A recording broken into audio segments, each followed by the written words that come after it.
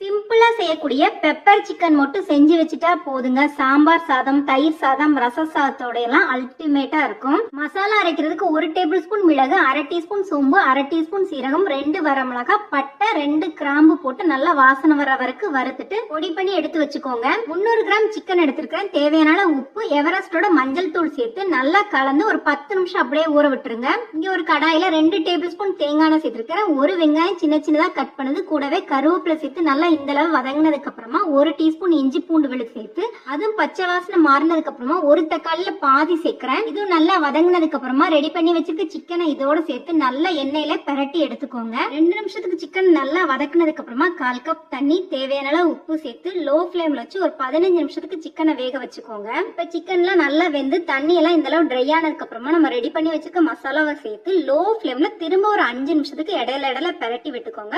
மசாலாலாம் இந்த அளவு நல்லா சிக்கனோட சேர்ந்து வந்ததுக்கு அப்புறமா நீங்க கொத்தமல்லி தழை தூவிட்டு கேஸ் ஆஃப் பண்ணிடலாம். ரொம்ப சீக்கிரமா செஞ்சிடலாம். டேஸ்ட்டும் ரொம்ப நல்லா இருக்கும். இப்ப குழந்தைங்களுக்குலாம் லீவ் விட்டாச்சு. அப்பப்ப இடையில நான்வெஜ் எடுத்தாதான் என்ன சமைக்கணும் டென்ஷன்ல இருந்து தப்பிக்க முடியும். குறிப்பா சாம்பார் சாதம், ரச சாதத்தோட எல்லாம் டேஸ்ட் ரொம்ப நல்லா இருக்கும். கண்டிப்பா ட்ரை பண்ணி பார்த்துட்டு கமெண்ட் பண்ணுங்க.